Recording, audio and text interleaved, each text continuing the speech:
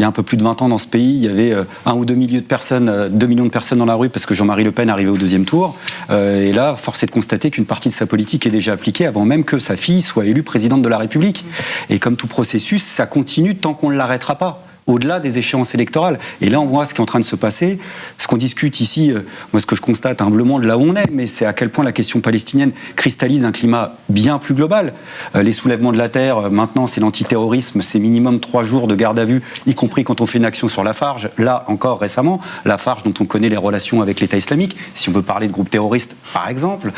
C'est vrai pour, là, je viens de l'apprendre, les défenseurs et les défenseuses de l'hôpital de Carhaix, en Bretagne, qui viennent de recevoir, dont la première, c'est la déléguée CGT, eh bien, les convocations pour des gardes à vue, pour séquestration. Donc, en réalité, on peut systématiser tout ça, avec l'effet d'autocensure que ça produit, en effet. Et là, c'est là où il y a une responsabilité à gauche. Meeting, pas meeting, peu importe qui a l'idée, si cette idée, elle n'est même pas de moi, tout le monde en parle. Dans les manifs, tout le monde se regarde. Tout le monde sent qu'il y a quelque chose qui est en train de se passer. Et le problème, c'est que si on prend la question que par le biais électoral à gauche, quel est le problème? C'est que moi, je vois, il y a des silences sur le thème, bon, ce qui arrive à la FI ou à NPA, ce qui arrive à Naskazib, ce qui arrive finalement à l'UDCGT 59, bon, ben, ils l'ont un peu cherché. Finalement, c'est pas plus mal. Et puis, si chacun continue à calculer en se disant même si ça peut arranger mes petits intérêts immédiats, ça sera peut-être pas plus mal, c'est comprendre que face à ce processus, une fois encore, si par malheur on arrivait à cornériser l'ensemble de ces courants-là, c'est toute la gauche qui sera aspirée, je dirais même plus, c'est une partie de la Macronie qui sera bouffée.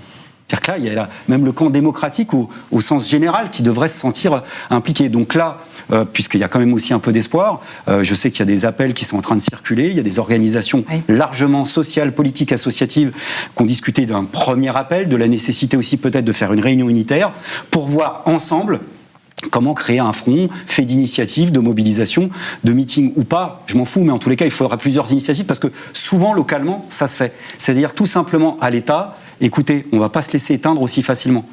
Parce que c'est ça qui est en train de se nouer aujourd'hui. Et là, c'est là où on peut, toute proportion gardée, faire un parallèle avec les pires années.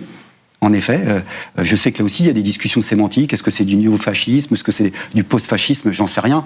Mais la seule différence avec les années 30, fondamentalement, c'est qu'il n'y a pas le péril rouge en face. Il n'y a pas le péril du mouvement révolutionnaire. Et du coup, mais il y a le problème du désordre pour la classe dominante. Et il y a une partie de la classe dominante dans ce pays, au-delà de nos frontières, qui fait le choix d'un cours autoritaire.